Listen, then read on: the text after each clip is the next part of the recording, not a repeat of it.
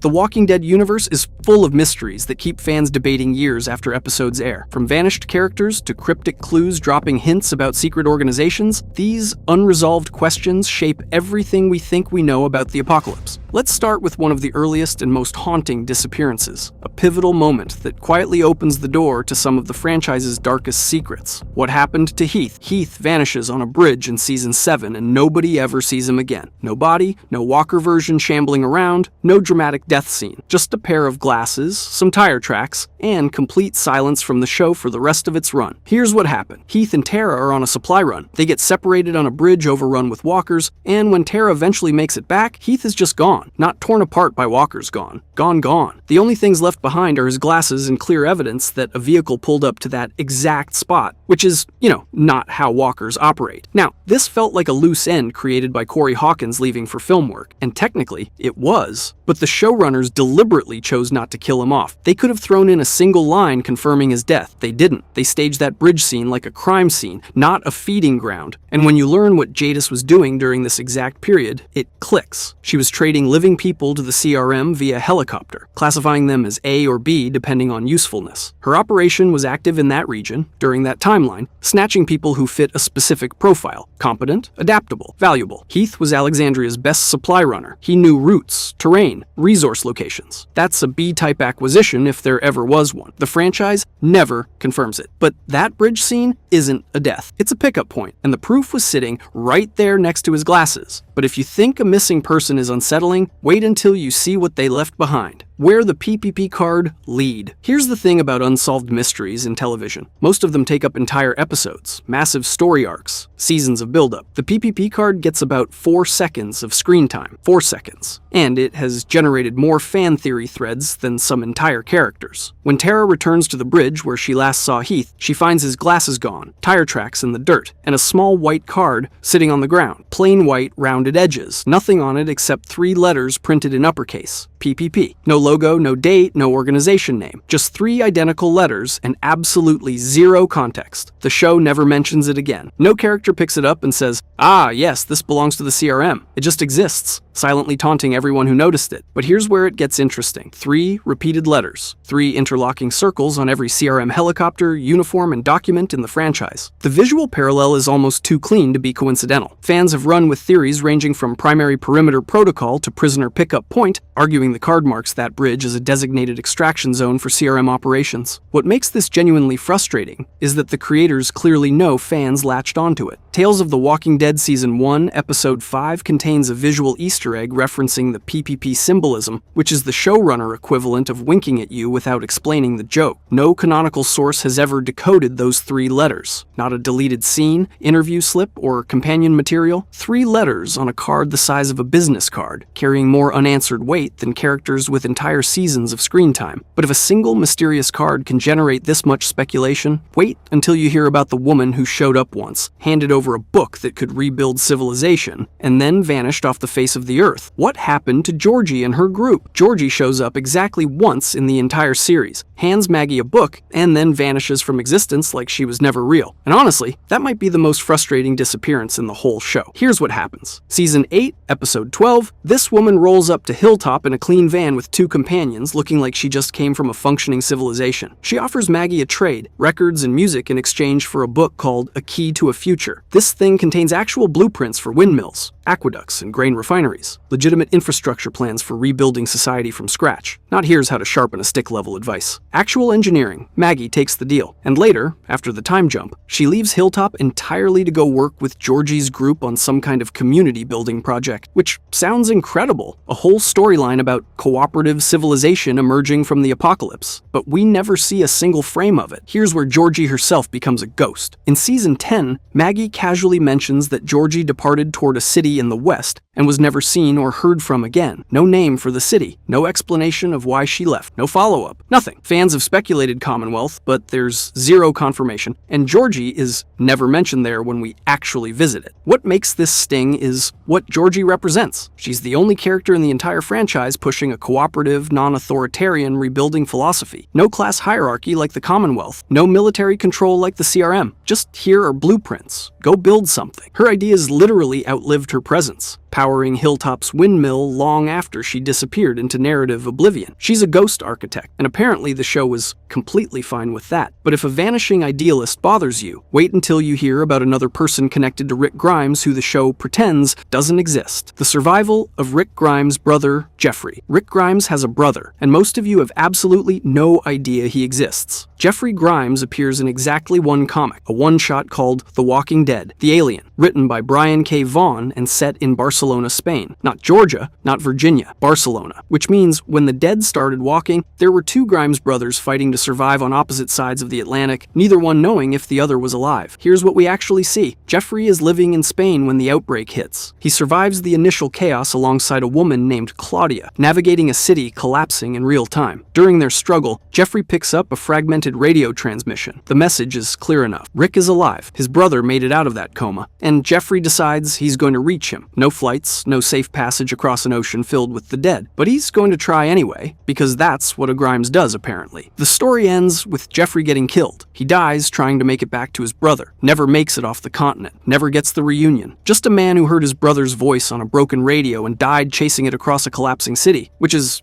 not ideal. Now here's why this matters beyond being a deep-cut Easter egg. Jeffrey's European setting predates everything the franchise later did with that continent. Daryl Dixon wandering through France? World Beyond's post-credits scene in a French lab? The groundwork was laid years earlier in this single comic. Someone at the creative level always knew Europe had stories worth telling. Jeffrey was the proof of concept. Two brothers, one apocalypse, an ocean between them, and Jeffrey never made it across. But if you think one dead Grimes is a mystery, wait until you hear about the helicopters that were flying long before anyone knew who was piloting them. The ultimate destination of the helicopters before the CRM. Here's something that should bother you way more than it does. Rick Grimes sees a helicopter flying over Atlanta in the very first episode. The world has barely ended, bodies are still warm, and there's already someone up there watching, and nobody talks about it for almost a decade. Rick's group spends years fighting with machetes, sleeping in ditches, boiling creek water to survive. Meanwhile, someone out there has fuel, pilots, maintenance crews, and enough organizational structure to keep a helicopter airborne. That's not a guy with a garage and a dream. That's infrastructure. That's a government, or something close enough that the difference doesn't matter. Later seasons eventually give us an answer, sort of. We see helicopters bearing the CRM's three-circle logo, used by Jadis to trade people like livestock and ultimately to extract a half-dead Rick from a bridge explosion. The Civic Republic military has the resources and secrecy to operate aircraft across what's left of the continent. Fine, mystery solved. Except it isn't that Atlanta helicopter in episode 1. No three-circle logo, no CRM insignia, nothing connecting it to the organization we eventually meet. So who was flying it? Military remnants attempting a last evacuation? CDC logistics? Some proto-CRM formation that hadn't yet consolidated into the bureaucratic nightmare we see in World Beyond? The franchise never confirms it, and that's what keeps people up at night. Because if organized air operations existed from day one of the outbreak, there were almost certainly early safe zones or federal holdouts that existed and potentially still exist somewhere off-screen. Places with runways and fuel reserves and chain of command. Places that watched Atlanta burn from above and decided not to help. Every helicopter in this franchise is the same message delivered from the sky. Someone more powerful than you knows exactly where you are, and they've decided you're not worth landing for. But if you think shadowy organizations operating in secret is unsettling, wait until you hear what a French laboratory was doing with the virus behind closed doors. The true fate of the Commonwealth's French connection. Okay, so this is where we put on our tinfoil hats. But hear me out, because the dots actually connect if you're paying attention. The Commonwealth has this lovely little authoritarian streak running through it. If you become a problem for the regime, if you ask too many questions or make Pamela Milton's life difficult, you get dealt with. Exiled, thrown to the lower wards, or simply disappeared. No due process. Just removed from polite society like you never mattered. Now here's where it gets weird. That system mirrors the CRM's A and B classifications almost perfectly. The CRM labels natural leaders as A because they're threats to be eliminated, and B for compliant individuals who can be integrated. The Commonwealth's approach to dissidents is essentially the same thing wearing a different hat. The overlap is too clean to be coincidence. So follow this chain with me. The Commonwealth identifies someone as a problem and makes them vanish. The CRM operates a known pipeline of acquiring people from communities through secret secret deals. We literally watched Jadis do this for years. If the Commonwealth is quietly feeding its dissidents to the CRM instead of just exiling them, that's already dark enough, but it gets darker. World Beyond's post-credits scene shows us a French biomedical lab experimenting on the wildfire virus. These researchers were pushing the boundaries of what the pathogen could do, and their work is directly connected to the emergence of variant walkers. Faster, angrier, smarter walkers that shouldn't exist. Does any canonical text explicitly say the Commonwealth is trading people to the CRM who then sends data to French labs? No, nobody shakes hands on screen across the Atlantic, but the logical chain is sitting right there. Commonwealth feeds the CRM. The CRM has continental reach. French labs need test subjects. Connect the dots, and you've got a pipeline running from Ohio to France, with human beings as the currency. It's speculative, but it's structurally sound, and the fact that nobody in universe has confirmed or denied it makes it creepier, not less credible. But if the French connection is just the supply chain, wait until you hear about what those labs were actually creating. The identity of the variant walker creators. So here's where the franchise stops being a survival drama and starts being full-blown sci-fi horror. Because somewhere in France, someone in a lab coat looked at the zombie apocalypse and thought, you know what this needs? An upgrade. The most chilling moment in the entire Walking Dead universe isn't a character death. It's a post-credit scene in World Beyond Season 2. A man walks into a French biomedical research facility, finds a scientist, and shoots her in the head. Before he pulls the trigger, he accuses French scientists of making things worse, of taking the end of the world and somehow making it more dangerous. Then she reanimates, almost instantly. No standard delay, no slow twitch back to life. She comes back fast, aggressive, slamming into a reinforced door with more force than any walker we've seen in over a decade of this show. That's not normal reanimation. That's something else entirely. Here's the thing. This isn't the first time French labs come up. Way back in Season 1, Dr. Jenner at the CDC mentions that French scientists were the last ones still working on the wildfire virus when everyone else had gone dark. They were pushing boundaries other institutions had already abandoned. So we have a direct line. French labs were experimenting on the virus. A survivor directly blames them for making the situation worse. And a reanimated subject in that same lab displays variant characteristics that standard walkers simply don't have. But here's where it gets complicated. We don't know if they created variants on purpose, accidentally mutated the virus while trying to cure it, or simply got blamed by terrified survivors looking for someone to point a finger at. The franchise never confirms whether variants are engineered, accidentally mutated, or naturally evolved. That's the real horror. Not the variants themselves, but the possibility that someone created them while trying to save us. Scientists who may have doomed humanity in the process of attempting to understand it, which is,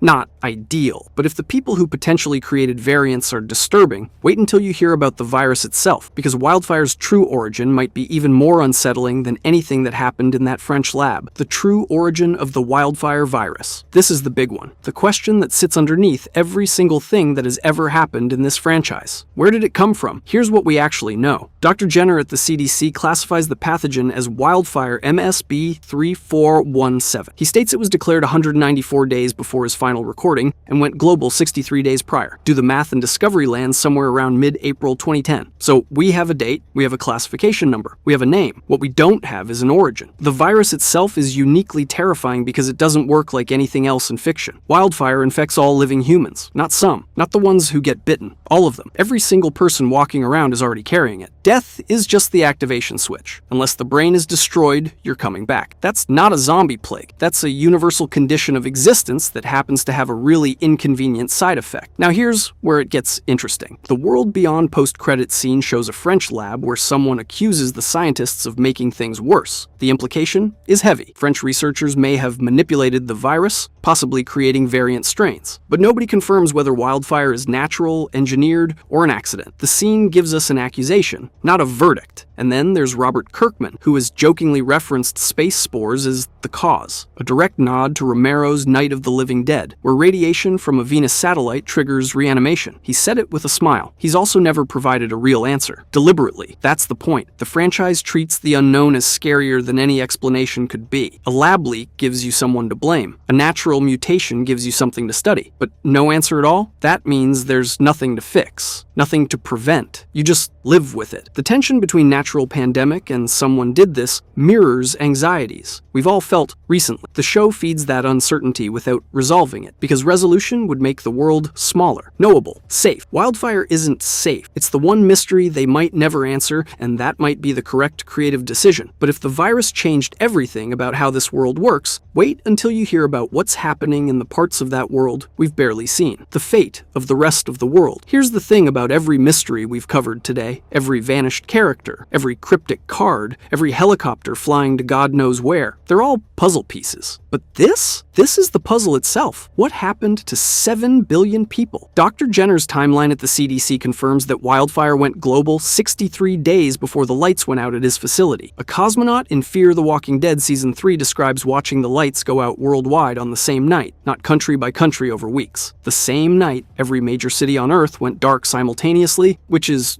not ideal. And yet, after more than a decade of storytelling, the franchise has shown us almost nothing of what that actually looked like on the ground. We get Spain through the Alien comic, we get France through Daryl Dixon and that World Beyond post-credit scene. We get scattered CRM operations across North America. That's it. That's the whole map. Africa, Asia, South America, Oceania, zero canonical representation. Entire continents with billions of people. And we have absolutely no idea what happened to any of them. Did island nations survive intact? Did authoritarian governments use the crisis to lock everything down? Did some regions contain the outbreak faster because of lower population density? Nobody knows. The franchise simply hasn't gone there. The CRM's reformed Civic Republic Council now redirects resources to assist communities after its atrocities got exposed. But that assistance appears limited to the continental United States. They're helping Alexandria and the Commonwealth rebuild, not coordinating some kind of global relief effort. For all we know, entire functioning nations exist on the other side of the planet with zero contact. This is the franchise's fundamental tension. It insists the apocalypse is planetary. Every piece of lore confirms global collapse. But the story itself is provincial, set within a few hundred miles of the American South and Midwest for most of its run. The gap between what we're told happened and what we're actually shown is enormous. And that gap is the franchise's ultimate open door. Every future spin-off is essentially an attempt to answer this question one city at a time. Daryl Dixon in France, Dead City in New York, whatever comes next. Each one peels back a tiny corner of a map that remains almost entirely blank. We've spent over a decade in this universe, and we still don't know what happened to most of the human race. That's not a plot hole. That's the biggest unresolved mystery in the entire Walking Dead. If you enjoyed this video and want to see more, click the video on the screen now.